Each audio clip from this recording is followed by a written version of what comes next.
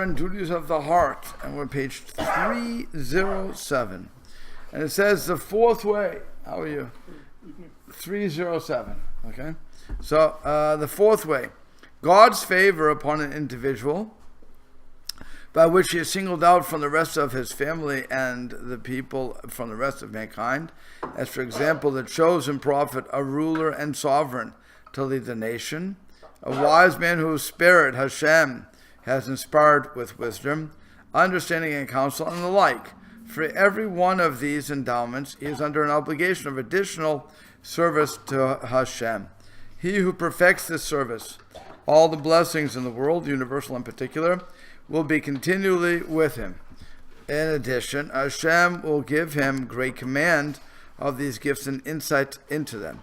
As is written, Hashem has sworn to David, truly, Hashem will not turn back from it. Of the fruit of your body will I set you upon your throne. If your sons keep my covenant and my testimonies, which I will teach them, their sons too, forever will sit upon the throne.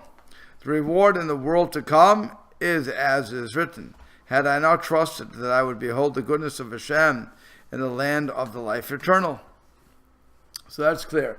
If we're going to follow Hashem, and again, with each increase of responsibility that we are entrusted with, we keep raising that level of obligation. So it's not that, in other words, you can start on a low obligation, low level of obligation, but the more Hashem picks on us, the more Hashem brings us up levels, the more the more responsibility that we have to undertake. Okay? It's normal stuff. There's really nothing that is beyond what our understanding is. But he who rebels against Hashem, despite the blessing with which he has distinguished him, will fall from all the special levels.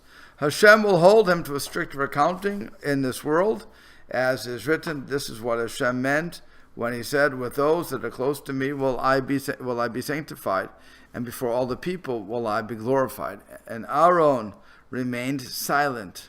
That's after his children have died, and another Nevi'u, they had died, and the Torah says he remained silent. Only you have I known among all the families of the earth, therefore I will punish you for all of your iniquities. That's from Amos. And his punishments in the next world will be even more severe, as is written, Tophet has long been prepared, yet for the king it is made ready, deep and wide. Its fire pit has plenty of fire and wood, the breath of Hashem, like a stream of brimstone burned within it. So if we're not going to follow, because again of the level we're on, then Hashem has to punish us, because otherwise he won't be sanctified, right? Because what happens is, again, think about this in normal life. If the line worker using a factory, if the line worker does something wrong, so okay, you give him a little reprimand and get it over with. You don't have to fire the guy over it. But on the other hand, if the manager does something wrong, the manager is being looked at by all the workers, and it looks bad for the owner that he put that manager in charge. So that manager will be taken to punished to a much greater extent than the simple worker for doing the same exact act, by the way. Okay? Because the manager should have known better. And of course, the more you go up in the ranks, with that statement. So that's what Hashem is saying here.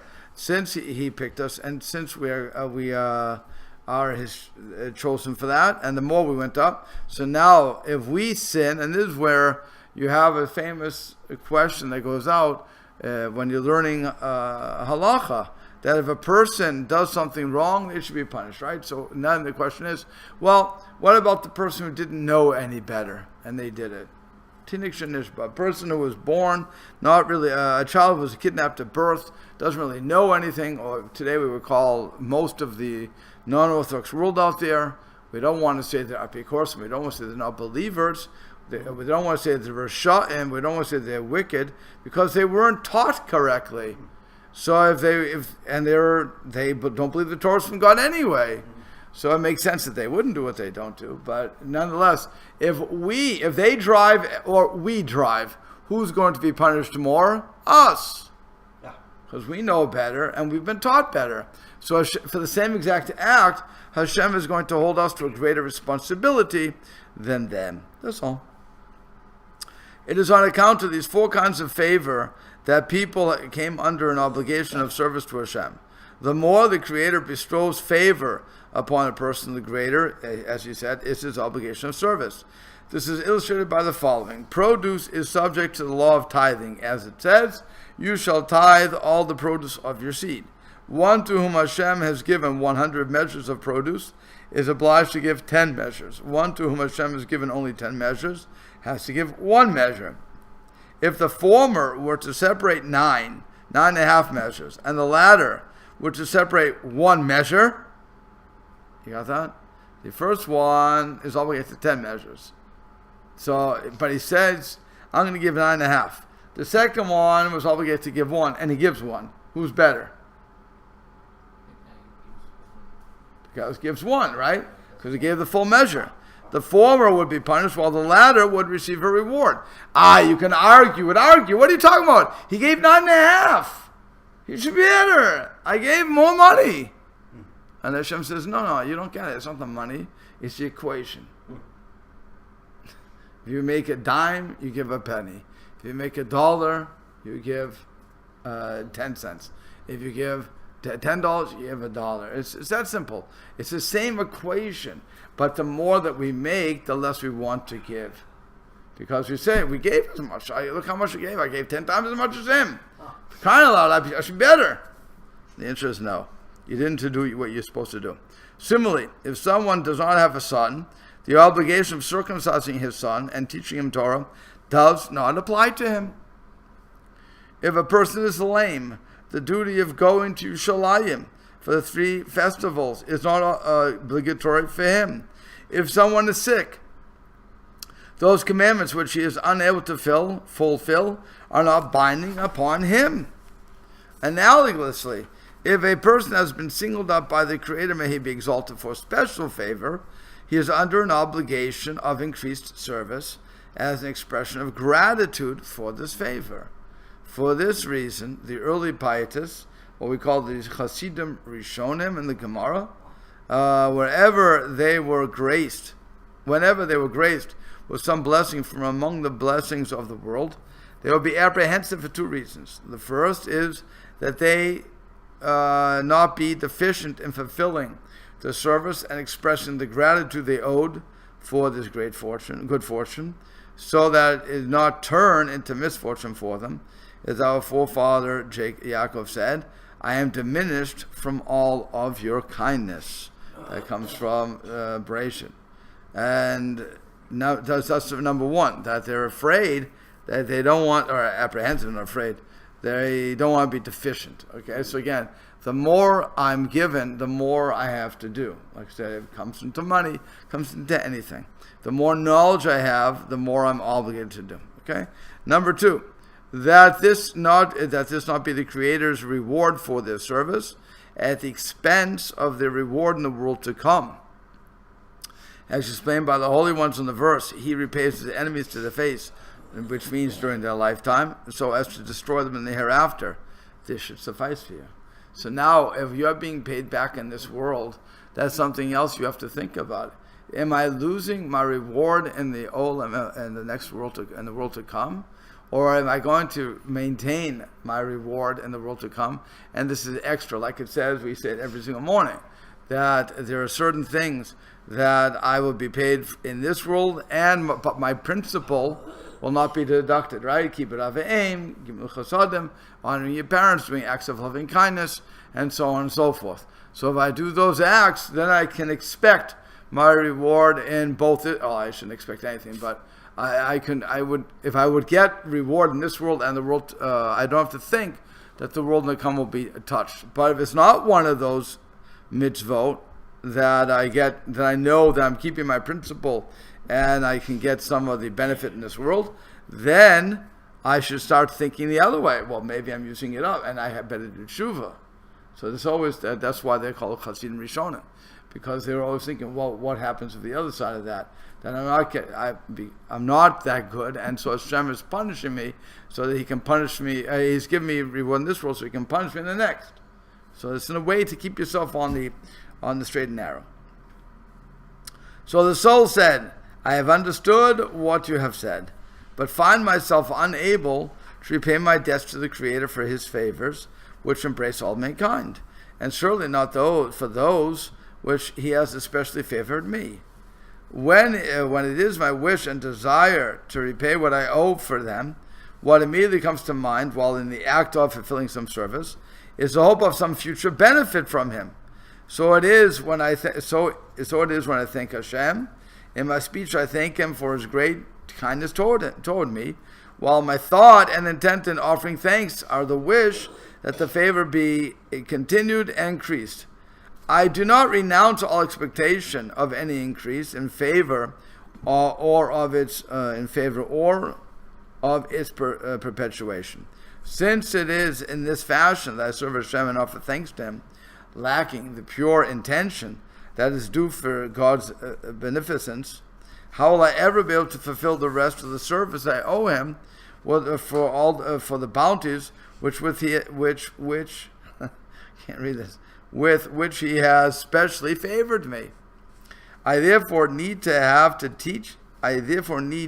to teach me the minimum service that I must render for these favors, so that I may be worthy of their perpetuation. You understand what he's asking? It's a fascinating question that the Ramchal, Rav Bachya is putting out there. We all do things, right? And we say, I'm doing it l'shem shamayim. We yell from the sky. I'm yelling, I'm doing it for the sake of heaven. But really, we expect payment. That's the ulterior motive. We're following mitzvot. So one, we won't be punished. And two, so that we'll get rewarded. So the mind is saying to the Shama is saying to the mind, you got to help me here because I know reality. I'm not doing it l'shem shamayim, which would mean, there's a word for that in English, altruistically. Thank you. I'm not doing it altruistically. Altruistic means I don't want anything in return. And so, you have the famous question, can you do anything altruistically? Is there any altruist in the world? And people would argue that left and right to say absolutely not. And that's what he's arguing. That's what he's saying. I'm not an altruist. I know myself. I have to be honest with myself.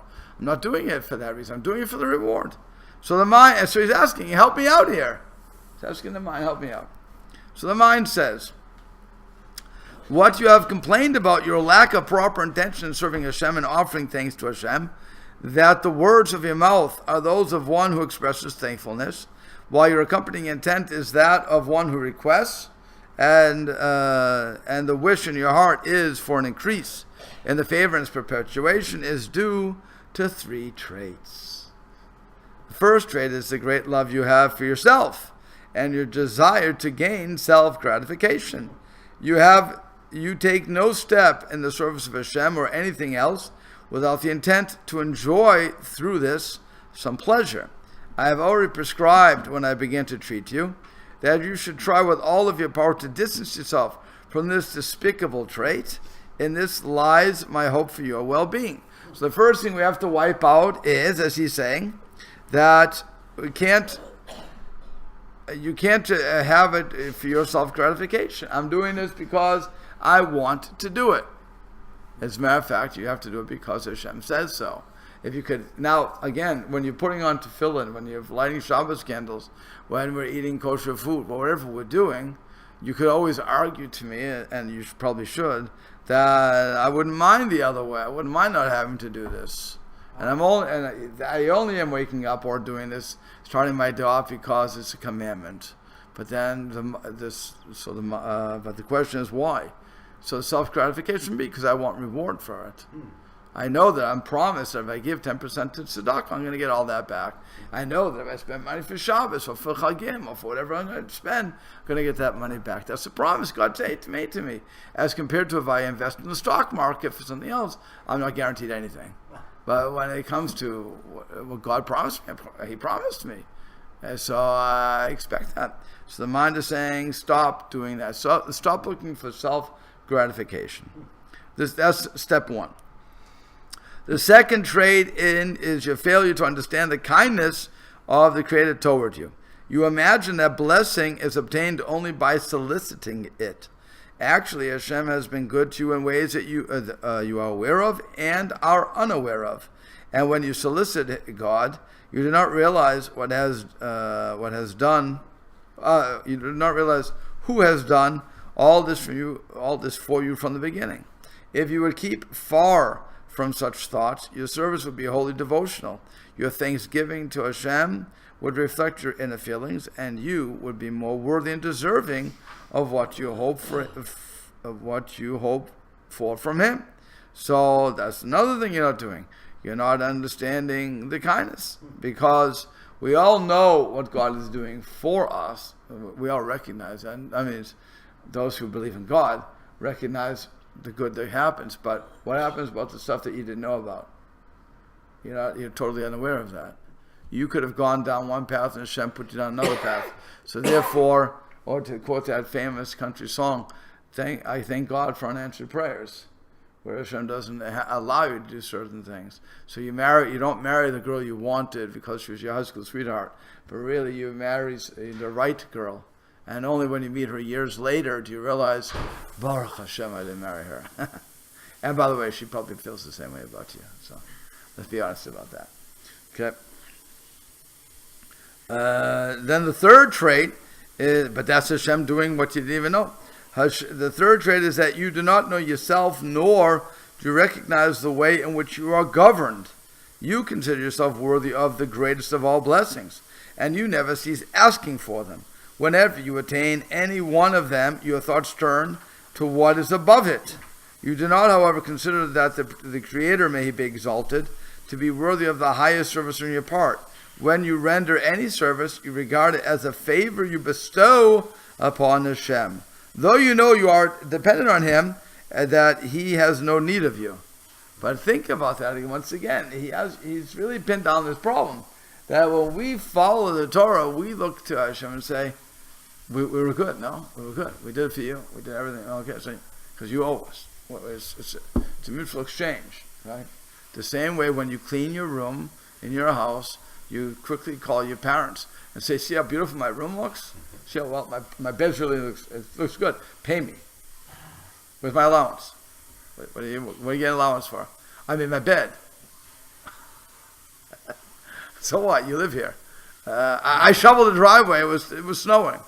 And you live here. And I give you food. And I give you shelter.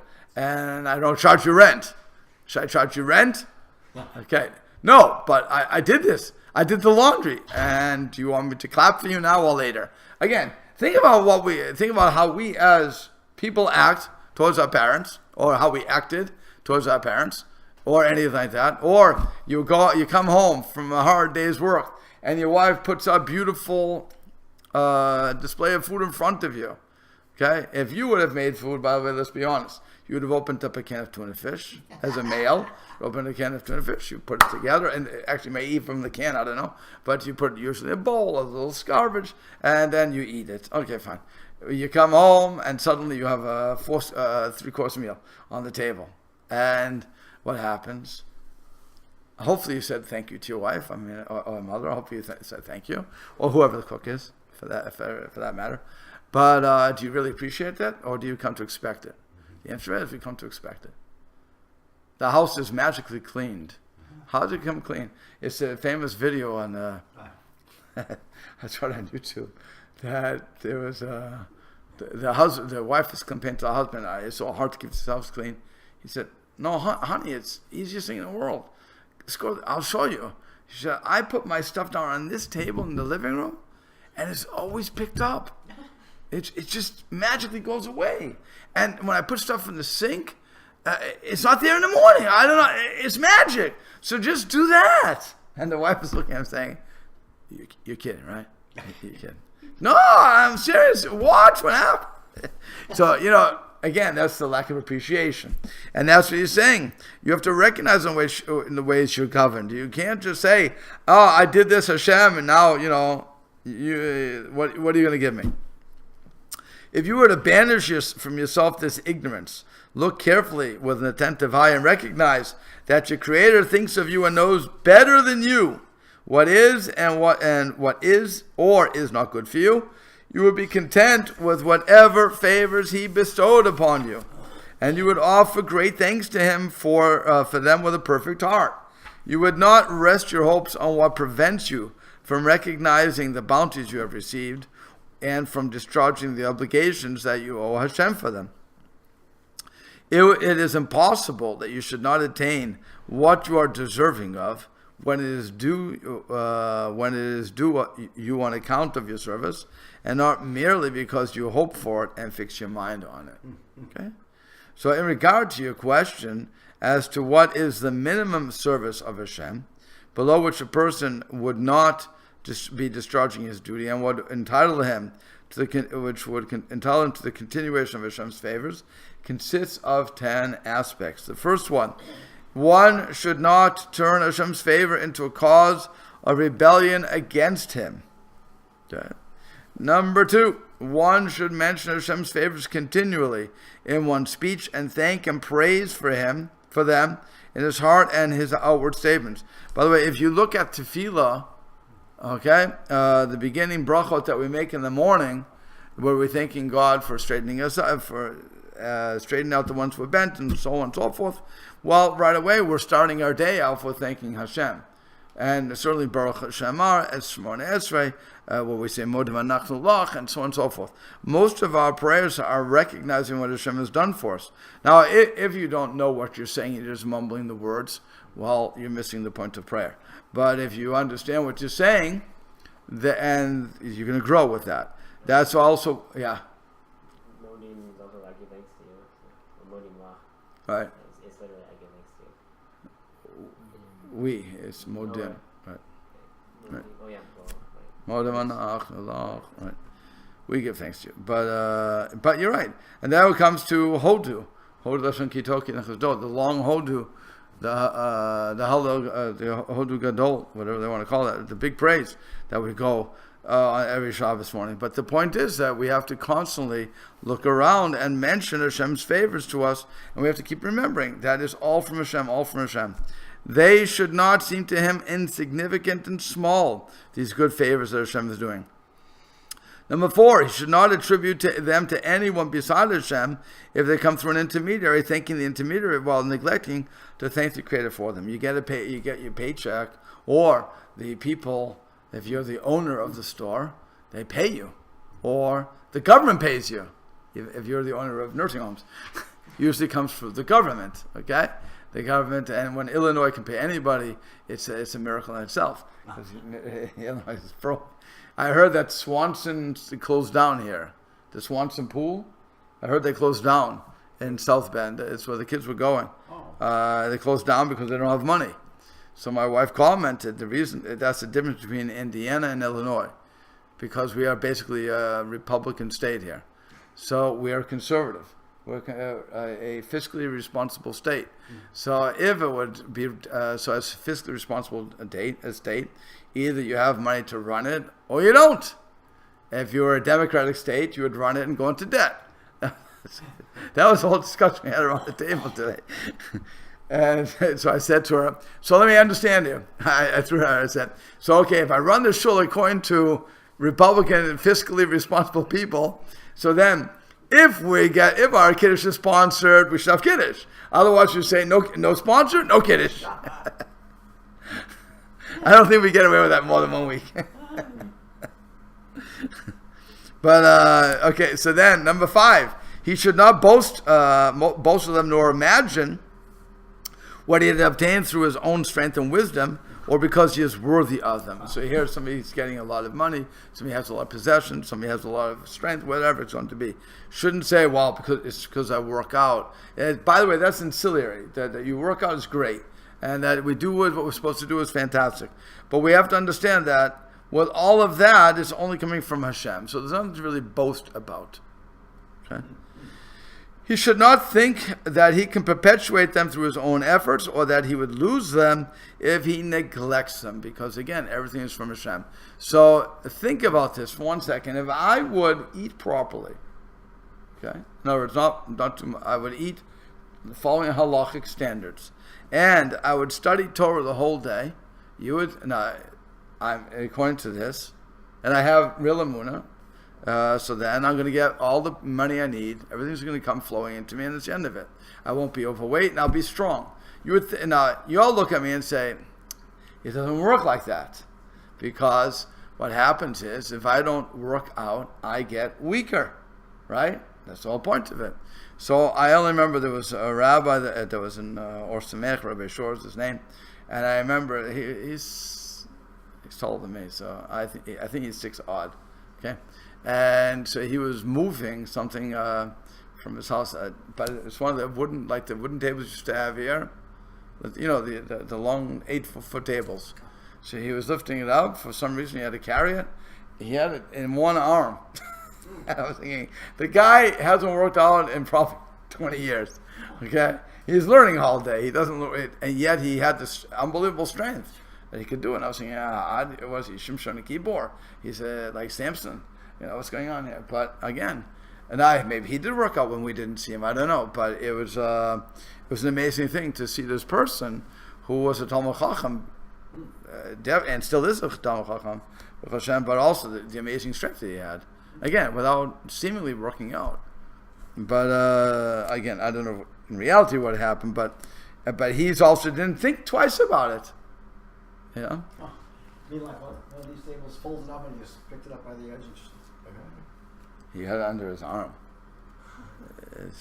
Not this. This was light. These are very light. It was a plywood type. It was the heavier ones. Yeah. It was the heavier ones. I remember seeing it. I was like, whoa. So I asked him, "You need help?" No, it's all right. I mean, he had the leverage. He had everything else. I mean, I could, figure out what was going on, but I wouldn't want to do it. Okay. Then he says he should not hold in contempt a person who lacks this favor. In other words, you see somebody who's not getting everything, right? So what should be your natural response? If Hashem is not rewarding him, he must be a Rasha, right? Otherwise Hashem will be giving him reward. So that's why he says you should not hold in contempt a person who lacks this favor, nor regard himself as better before Hashem than that person, for it may be that Hashem is testing him through this favor, to expose the evil disposition hidden within him, and that favor may lead him astray, whereas anyone who lacks this favor will be better before Hashem than he is, because the guy who is not getting everything, he is going to be constantly calling to Hashem, right? It always says when you're poor is when you call out to Hashem. When you're rich, you don't call out to Hashem, because you think it's the power of my own power that got this. So you're less likely. I'm not saying that rich people don't call out to Hashem, but you're less likely to call out to Hashem. And yet, if you're poor, you're constantly running to shul and so on and so forth, or davening, having the hitbodedut, talking to Hashem one-on-one, all these things. We're going to try to do that. So now the person who is having all this success, now he looks at the other guy who's not having success, and he says, wow, that guy must really be a rush. He doesn't think about the other way. He doesn't think he's being tested. He doesn't have that in mind. So he's saying you have to be careful there. Number 8, he should be wholehearted before Hashem in his inner devotion and humility. If he is not more active in his service than he had formerly been and does not increase his thanksgiving and praise, he should at least continue to maintain his standard and try to direct his heart when serving Hashem. Prosperity should not cause him to diminish his form of practice, nor prevent him from increasing his devotion before God. By the way, why does a person who has prosperity sometimes diminish their service? What would you say?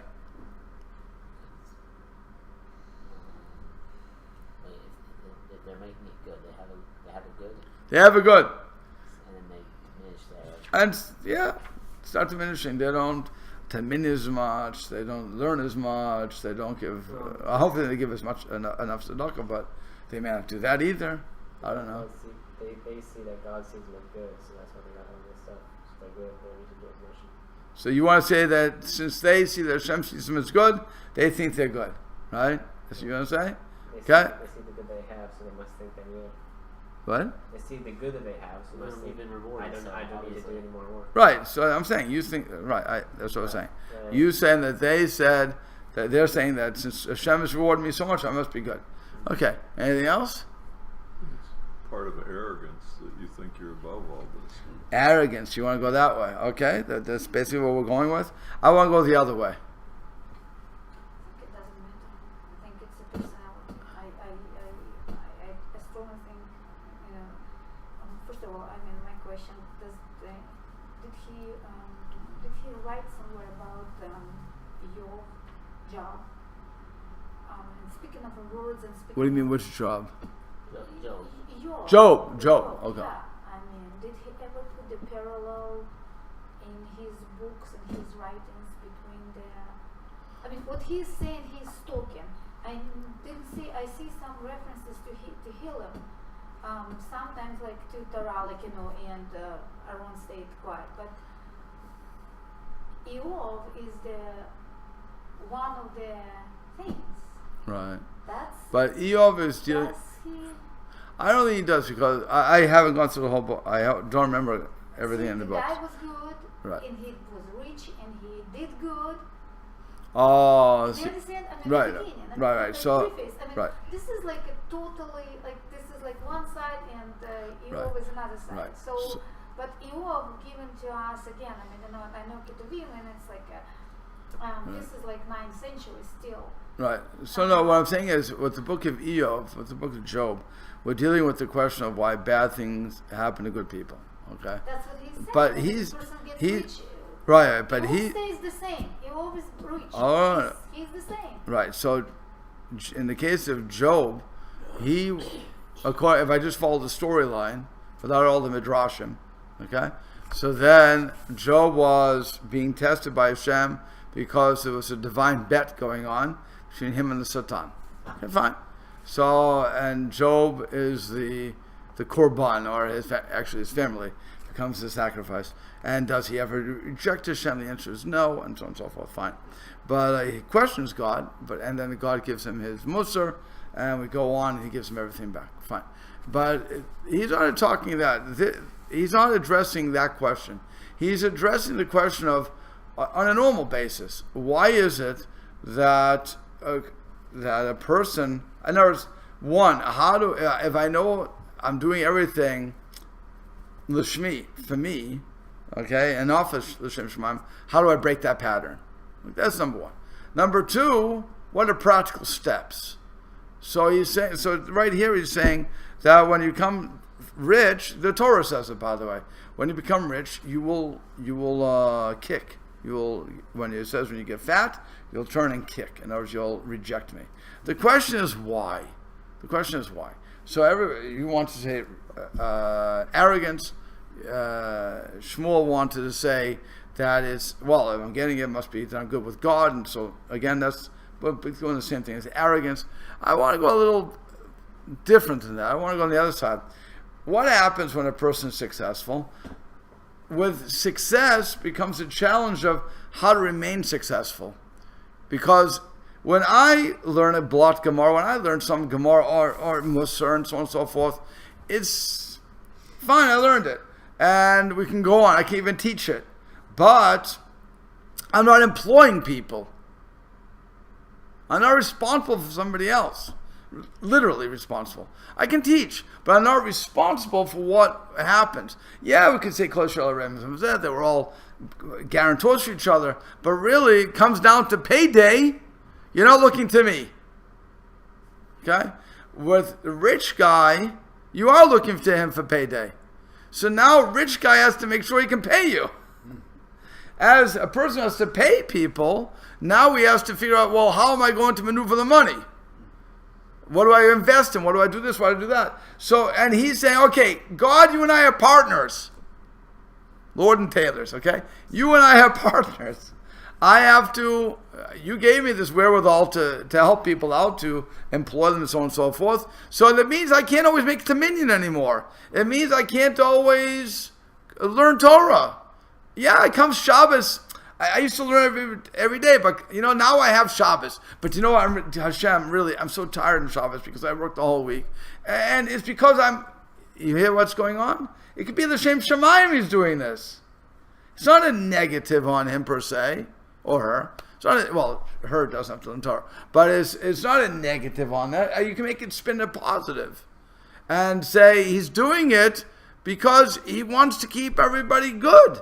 What he doesn't realize, and that's where the arrogance comes back, he doesn't realize it's not koach atzmi. It's not even a partnership. It's really all a lie. Hashem gave me the wherewithal to do this. He gave it to me, but he's saying all the way across, I don't want you to give up anything. Again, the more I give you, the more I favor you, the more obligated you are to me. You're working for me, ultimately. And when you stop working for me, well, things are going to go haywire. Okay? I think that's how we can spin it too. In other words, you can go either way on that. As far as Job, again, if you take the Midrashim into account, by the way, for Job, Job wasn't the best guy in the world. Because Job was in Pharaoh's court when Pharaoh was saying, right, let's kill the Jews. And he was like, he runs away from it. He doesn't want to say yes or no. But he was right there with Pharaoh, and he wasn't the best guy in the world. And so Hashem rewarded him for running away. But there's also some balance here. No, I understand. There's a hero, but the only thing, this book, we cannot read this book with Holocaust survivors. We cannot. This book is in really punishing people who had been innocent people who went to shul, people who been Rabbi's Lau parents, father, who went, with his kahila together. Right. So I think it's a very nice book, but it's very simplistic way to understand, and he's trying to fight this, but still, these people will not get the idea. It's very difficult. Injustice and everything. I don't think anybody. What my question was, did he write anything besides that? Because I understood it's only one part of his writings. Well, he goes into different things. We have to get to B'tachon. Again, I'm not sure if he writes some good and bad. I forget. There's another volume to this, as you know. Mm-hmm. So I'm not sure in the other volume if he's going to write about good and I forget. We talk about the reason we're doing this one is to get to actually the last part of this book, which is on trusting God. Mm-hmm. So, but to answer that question, when you have a Holocaust survivor, by the way, it all depends on where they fall. Or anybody. So, like this Stark person, this gentleman. He kept his emunah and he kept, that. Those who remained religious will always remain religious. Those who are semi-religious will drop it. Those who weren't religious will not become religious because of it. Okay, so we have to understand that too. Those who not survive will not tell us anything. Those who survived, right? But what I'm saying is that the Holocaust is like any other Jewish tragedy that we've had. So it's really no different. It's no different than what's going on in Israel today, when people, and we see it all over the internet, Facebook and so on and so forth, the family was celebrating Shabbos. Two Michigans came in, two terrorists came in and slaughtered them while they were having Shabbos dinner. And of course the world is silent about that.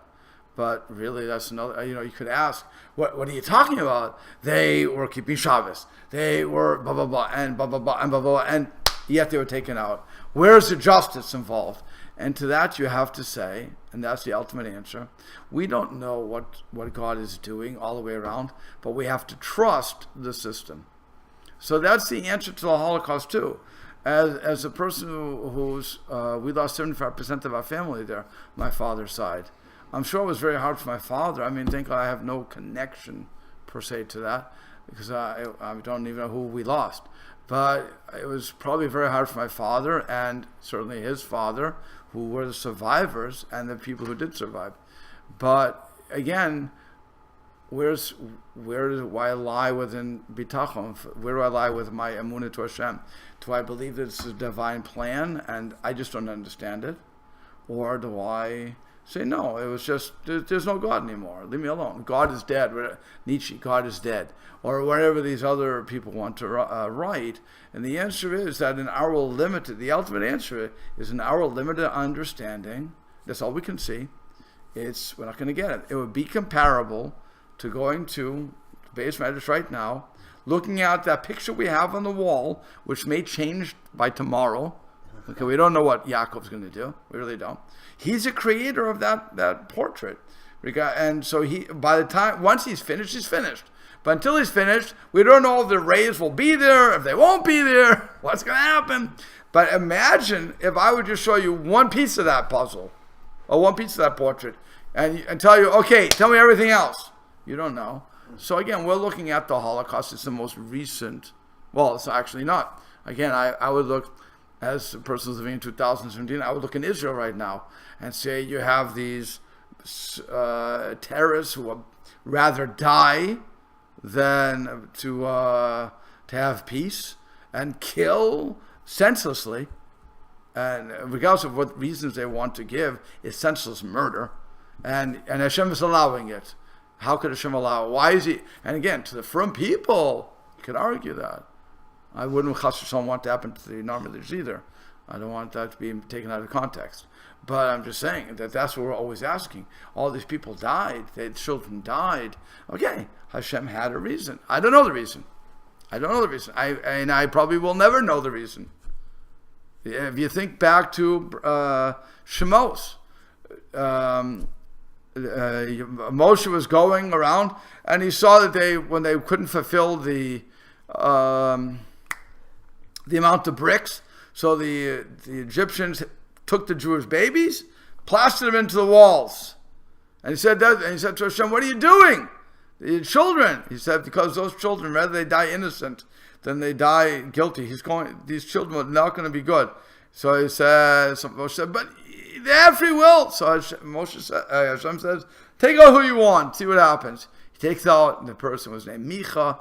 Micha is the one who will turn Moshe's grandchild into a priest for idolatry. He'll lead off the Jewish people into idolatry.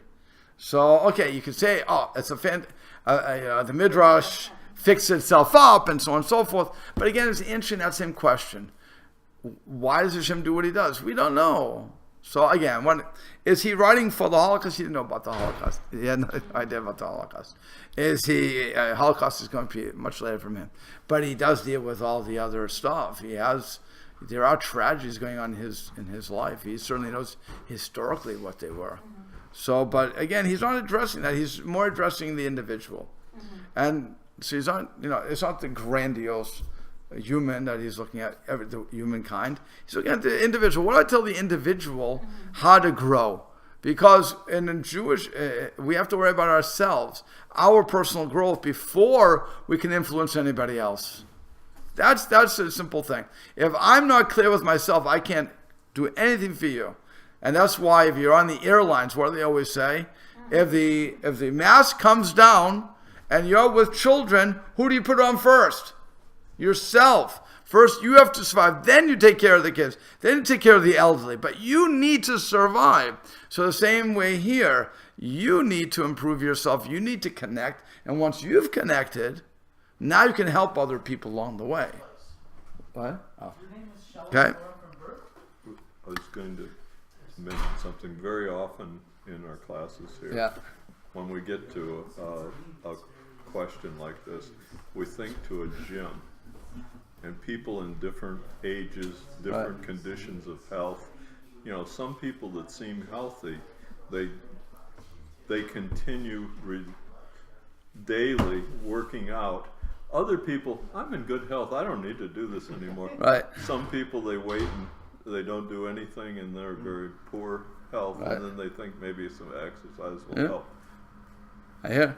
But the bottom line is, there are certain obligations you have to Hashem, and you should do this. Right. Let me just finish to 8. Just open up a few more minutes. Okay, because I want to just finish up to the 8. So he said, his eye should always be on the less fortunate than himself in bounties, not on those more fortunate. So too, his eye should always be on those who surpass him in serving Hashem, so that he endeavor to ascend to their level, and not on those who lag behind him in service, lest he become proud of his deeds and negligent in his duties. And finally, number 10, the protracted period during which the Creator sheltered him and restrained his anger toward him should not delude him into thinking he is saved from Hashem's wrath, and that he may rebel against him. For all those whom we have heard about from the ancients, and from whom we have seen among our contemporaries, who were favored by Hashem with various bounties and veered away from serving Hashem and rebelled against him, stumbled only because of what I have described to you. This is clearly set forth and made known in the book of the prophets, peace be among them, in every generation. These are all the detrimental factors of this third gate, of which our aim is to explain the obligation of assuming the service of Hashem. Whoever is unable to increase the service of Hashem when the favor bestowed upon him is increased, but is able to accept upon himself what I have mentioned for the sake of heaven, will be found deserving, so that the special favor bestowed upon him will be perpetuated. If God withdraws his favor from him, it will be for one of two reasons: either to purge through some previous sin, or to reimburse him in the world to come with what is more noble and precious and far more bountiful. Okay, so we will not be meeting until September for this class. Okay.